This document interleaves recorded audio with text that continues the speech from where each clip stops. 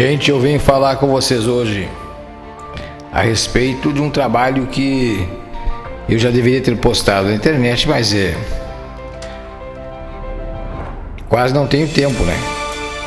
Quase não tenho tempo. Pessoas devem perguntar, mandaram alguns e-mails perguntando, eu fazendo algumas perguntas e deixaram alguns comentários nos vídeos aí. O pessoal me avisa sempre. É a respeito de uns vídeos aí que andaram largando aí sobre Exu. Aí o rapaz pergunta a minha opinião. A gente não tem o que dar opinião. Tem que contar aquilo que são as minhas experiências, e outras pessoas contam as experiências delas. Eu não sei nem quem é. Eu na verdade não tenho tempo para isso.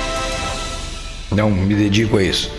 Eu me dedico a passar aquilo que foram as minhas experiências, assim como as pessoas passam as delas. Então sempre vai haver divergências. O Brasil é um país continental. O que é a religião no Rio Grande do Sul, por exemplo, no Paraná é diferente, em Santa Catarina é diferente, na Bahia é diferente, em Minas Gerais é diferente. Existem várias culturas religiosas, e cada região tem a sua. Então não adianta eu fazer um comentário sobre um comentário que alguém fez, porque ela tem a pessoa tem a vivência dela, ela escreve aquilo que ela vivenciou, baseado naquilo que ela conhece. Uma das principais coisas é saber qual é a origem da cultura religiosa dessa pessoa. Eu vou falar sobre o grande pacto hoje, sobre 2 pactos, mas bem para fazer esse comentário aqui. Só existem duas religiões no mundo que existe base de estudos para você se basear. Você tem como basear. Você sabe, se você for são só 2 religiões que são iguais sempre são iguais. Em qualquer lugar do mundo que você for, que tiver essas 2 religiões, você vai ver que elas são iguais. No Brasil ela é de um jeito, na Europa, em toda a Europa ela é do mesmo jeito.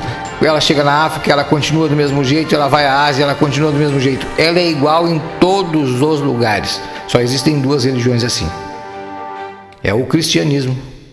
A religião, na verdade, não é o cristianismo, é o catolicismo.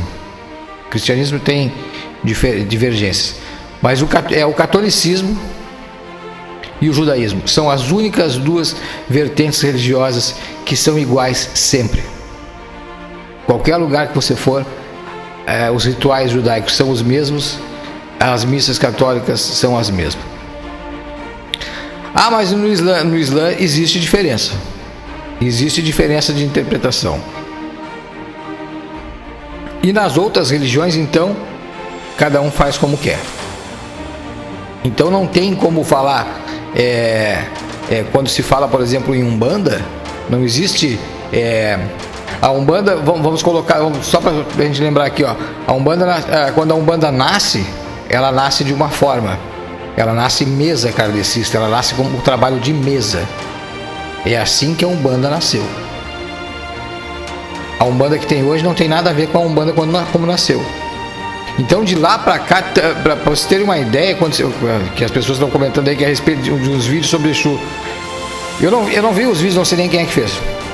Mas que tem uma pilha aí de vídeos sobre isso, sobre o lado sombrio de Exu. Eu não vi nenhum ainda, eu não tenho tempo, tá? Mas você tem que ter uma ideia assim, quando nasceu a Umbanda, quando a Umbanda nasceu, o Zélio de Moraes, que recebia o caboclo das 7 encruzilhadas, determinou que não se cultuasse Exu em casa de Umbanda.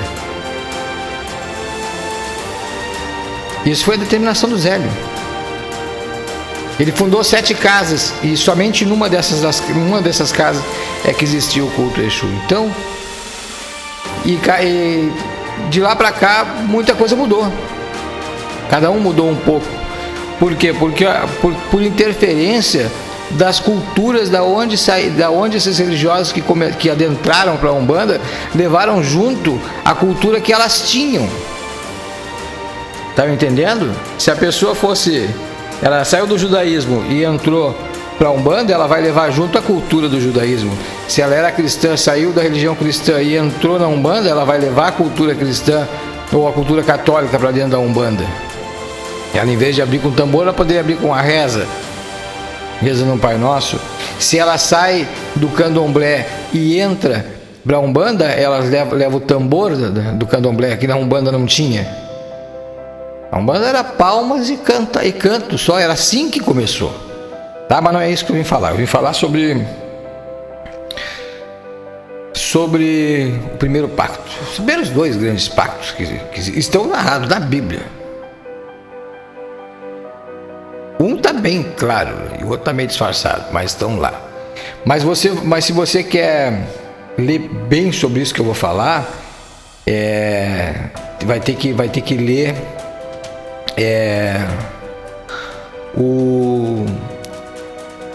a obra de Salomão. Vai ter que ler. Vai ter que ler a chave menor de Salomão para conhecer o segundo pacto. Esse é o segundo.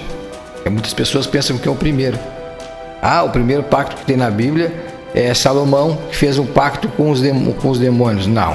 O que está descrito na chave menor de Salomão é que ele obriga os demônios a trabalharem para ele. Isso é a Goécia. Mas muita gente considera esse um dos pactos. Mas existe outro. O Salomão que prendeu os demônios dentro de um jarro, fechou com um selo lá, e a partir daí, dizem que ele chegou ao poder já com a ajuda desses demônios. Isso é uma coisa meio absurda, porque ele era filho do rei Davi, o poder já estava na mão dele, né?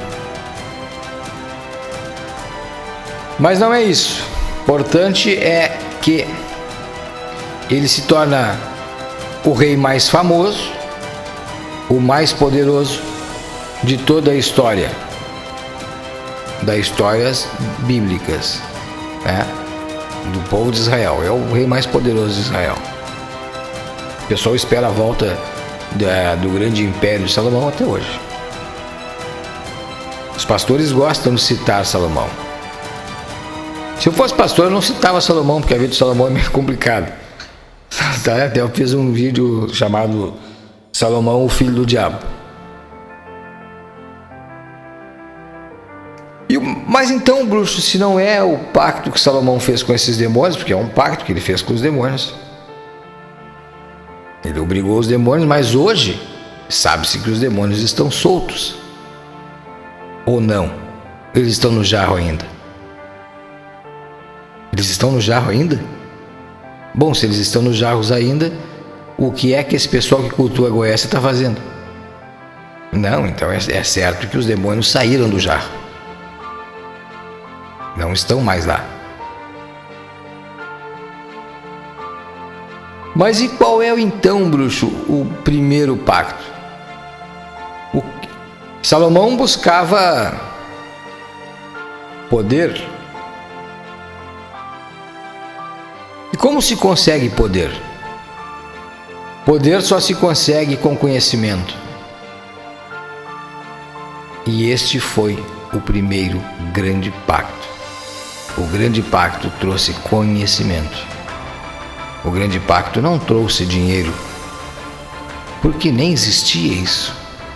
Nem se sabia que um dia existiria dinheiro.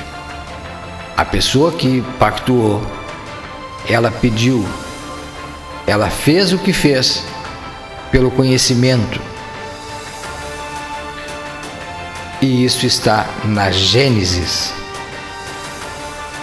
Está na Gênesis, no capítulo 3, logo no início da Bíblia.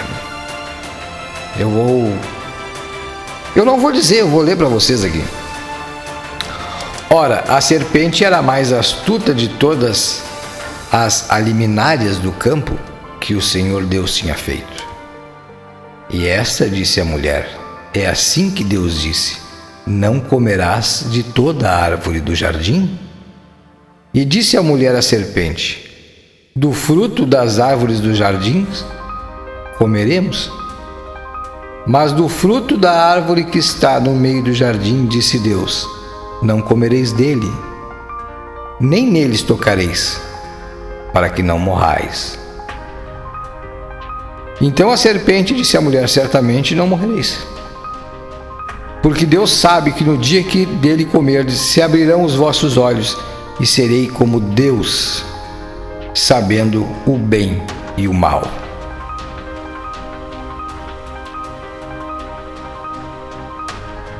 O fruto que não era para comer era do fruto do conhecimento.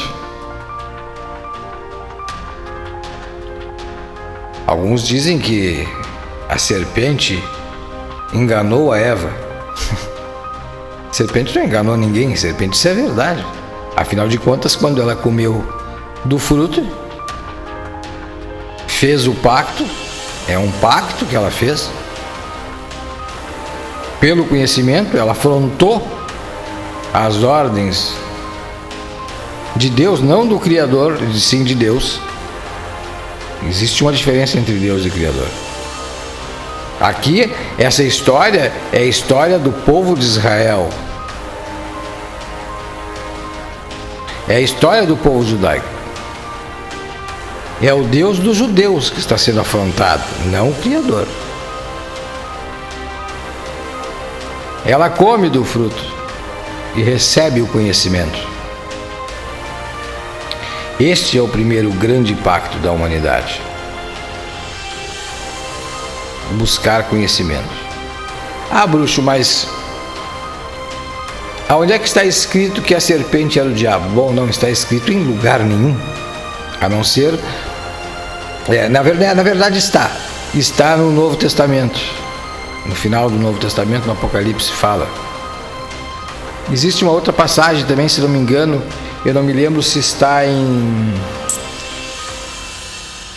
Isaías, parece que está em Isaías, eu não tenho certeza bem, que fala da serpente como ela sendo o diabo. Mas esse é o primeiro grande pacto da humanidade, é a busca do conhecimento. E de lá para cá, se não fosse a interferência da serpente, estaríamos, segundo esta interpretação, estaríamos num mundo de trevas.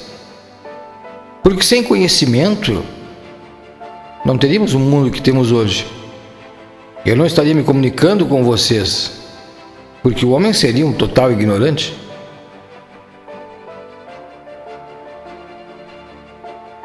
Mas por que alguns dizem que a serpente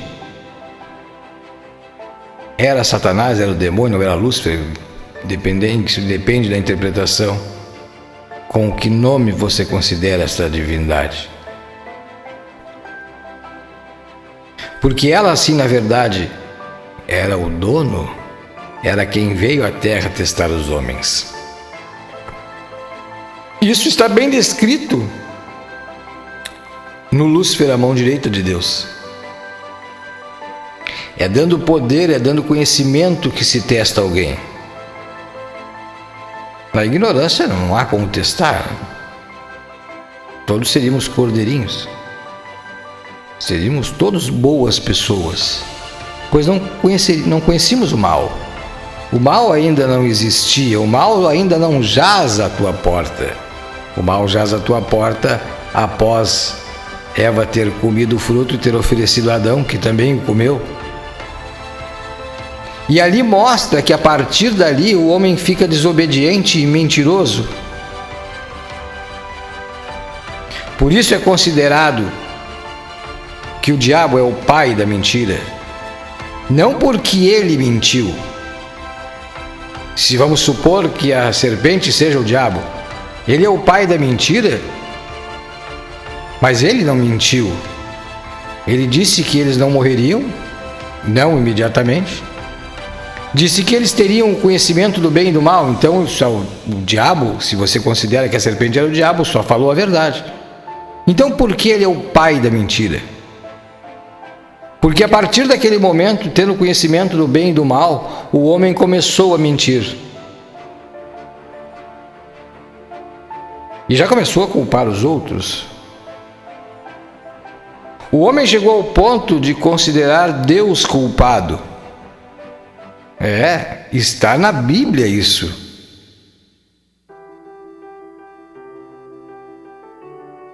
Eu vou ler essa passagem aqui para você saber quando é que os homens consideraram que Deus era culpado.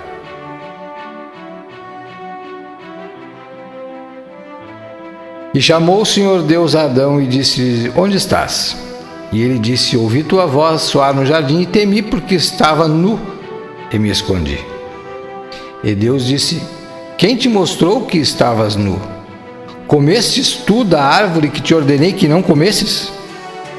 Então disse Adão, olha o que diz Adão: a mulher que me destes de companheira, ela me deu da árvore e eu comi.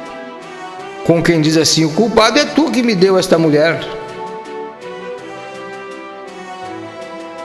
Notem que antes de comer da fruta proibida, o homem era obediente e temente a Deus. Naquele momento em diante ele perde o respeito por Deus. E de cara culpa a mulher. A mulher, por sua vez, culpa a serpente. Nenhum dos dois assume a culpa. E a humanidade ainda hoje não assume a culpa. Nós, quando cometemos erros, procuramos sempre que alguém seja o culpado por aquilo que nós fizemos de errado. Nunca aceitamos que nós somos o culpado. E isso faz parte hoje de nós. Mas eu quero citar uma passagem aqui.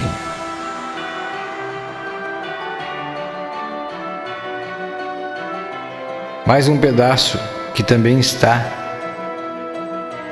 no Gênesis capítulo 3.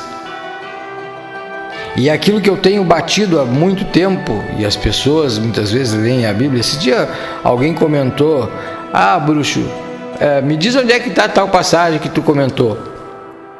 Eu estou dizendo aqui porque é bem no início da Bíblia, mas eu não vou ler a Bíblia toda ou então dizer tal coisa e citar passagem, porque eu quero que as pessoas leiam a Bíblia.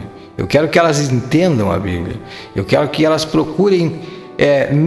O bruxo é um mentiroso. Não acredite no bruxo. Vá na Bíblia e confira. Se o bruxo diz que está lá, tem que estar lá.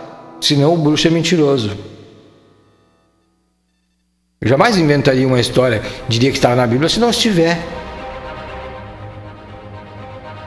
Eu não vivo disso. Porque eu quero o que você vai ser meu seguidor? Vai me pagar um dízimo para me ler a Bíblia para ti? Não. Não tem por que mentir para você. Se eu disser para você, está lá, pode procurar que você vai achar. Mas uma das coisas que eu digo sempre é que existiam vários deuses no início da criação, e que o Deus dos judeus, o Deus dos israelitas, o Deus de Israel era apenas um deles. Yahvé era um deles. Javé, Islojavé, seja lá o nome que você considera que seja, Deus que seja, existia um Criador, existiam vários deuses durante a criação. Então disse o Senhor Deus, eis que o homem é como um de nós. Está na Bíblia. Deus disse, então disse o Senhor Deus, eis que o homem é como um de nós, sabendo o bem e o mal, para que não estenda sua mão e tome também a árvore da vida e coma e viva eternamente. Deus os lançou para fora do jardim do Éden. Então, gente, está aí o primeiro pacto. Foi feito por conhecimento e foi feito por todos nós. Se chegamos hoje onde estamos, se temos conhecimento, se temos o chamado livre-arbítrio, que eu já fiz um trabalho sobre isso e farei outros ainda, é porque alguém nos deu isto e não foi Deus. Não esse Deus que as pessoas cultuam aí dentro das igrejas. Até esse Deus que cultua dentro das igrejas aí é mal explicado. Se você procurar qualquer grande pastor Caio Fábio. Posso citar um. Não vai correr atrás desses pastores que acreditam em livro de Urante, essas coisas malucas que tem por aí. Pastor tem que pregar evangelho. Pastor prega evangelho. Quem não prega evangelho é louco. Quem se considera pastor e não prega evangelho não é bem certo da cabeça. Procura o Caio Fábio. Assista os vídeos dele. Tem alguns trabalhos excelentes do Caio Fábio. E ele vai te dizer quem quer ser pastor, que é uma coisa maravilhosa, pregar o evangelho. Ele tem que seguir o evangelho. Simples. Mas tem que falar a verdade. Não seguir esse Deus que às vezes tem dentro das igrejas aí, que tem nada a ver uma coisa com a outra. Não tem a ver uma coisa com a outra. Existe um Criador, gente. Existe um Criador. Existem vários deuses. Isso eu tenho pregado sempre. Isso está na Bíblia. Não é eu que inventei isso. Não criei essa coisa aí. Tá? Então, se nós temos hoje o conhecimento, se nós temos o mundo que nós temos hoje, foi presente de alguém. Que não foi o Deus que pregam aqui na Bíblia. Tá? Não é esse que deu. Quem deu foi aquele outro, a serpente. Ela é que nos abriu os olhos. Helena Blavatsky, que infelizmente Helena Blavatsky terminou. Eu vou falar em alguns vídeos aí sobre o nazismo. Eu estou preparando uns trabalhos sobre o nazismo. Que infelizmente influenciou os nazistas. Quem influenciou a doutrina nazista, não na parte política, mas na parte da crença em que eles eram seres superiores, foi uma leitura, uma interpretação errada de Helena Blavatsky. E Helena Blavatsky dizia que o Deus verdadeiro, isso vai chocar vocês, mas Helena Blavatsky dizia que o Deus verdadeiro chama-se Lúcifer. Exato. Mas bruxo, se Lúcifer não existe, se Lúcifer é a interpretação, se Lúcifer é apenas uma tradução, mas existe uma divindade por trás disso, que pode ser o diabo. Mas tenha certeza de uma coisa: se o homem hoje tem escolha, se ele tem conhecimento, é porque essa divindade foi que deu. Foi porque uma mulher teve coragem de enfrentar um Deus que obriga a seguir uma regra, que queria o povo cordeiro. Esta mulher teve coragem e comeu, acreditou e comeu o fruto e trouxe a sabedoria e trouxe hoje para nós o livre-arbítrio. Quem nos deu o livre-arbítrio e quem nos deu o conhecimento não foi esse Deus que pregam por aí, foi a serpente. Meu abraço a todos vocês.